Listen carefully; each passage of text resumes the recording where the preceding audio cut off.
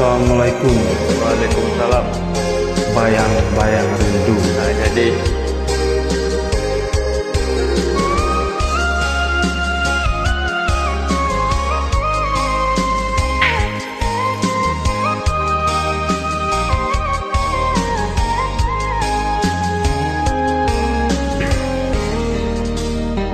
bayang-bayangan rinduna tumbuh di hati, semakin menjadi angka apa penyebabnya. Mengko angan-angan menyeso tiba deng rusuh aden kini deng padia di hati.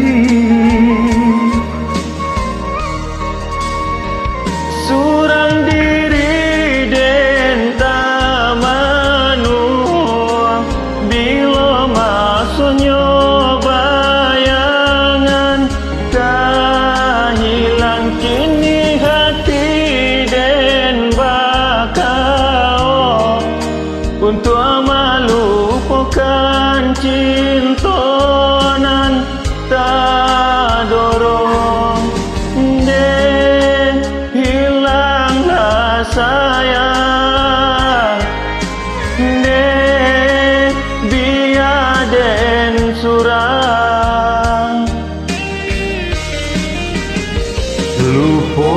Lupakanlah diri denaiko, indakkah mungkin kita berbagi rasa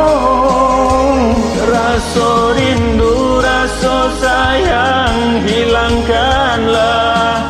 Indakkah mungkin kasih sayang tak jalin di antara kita.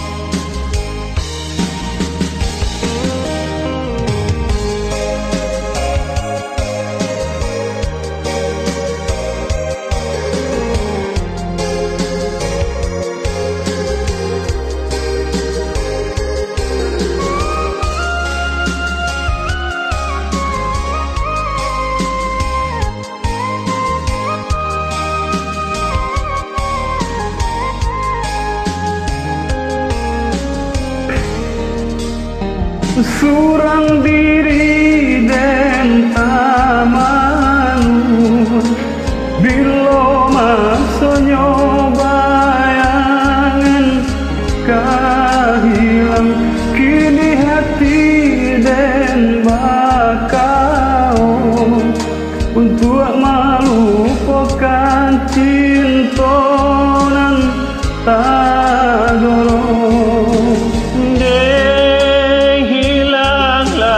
Sayang den biar den surang.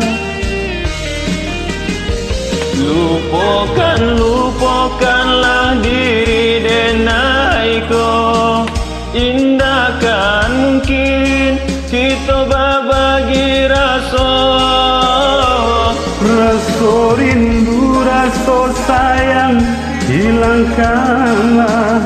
Indakkah mungkin kasih sayang tak jalin di antara kita.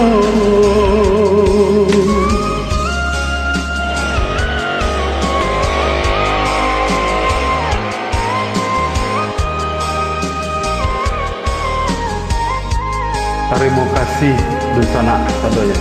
Sama-sama.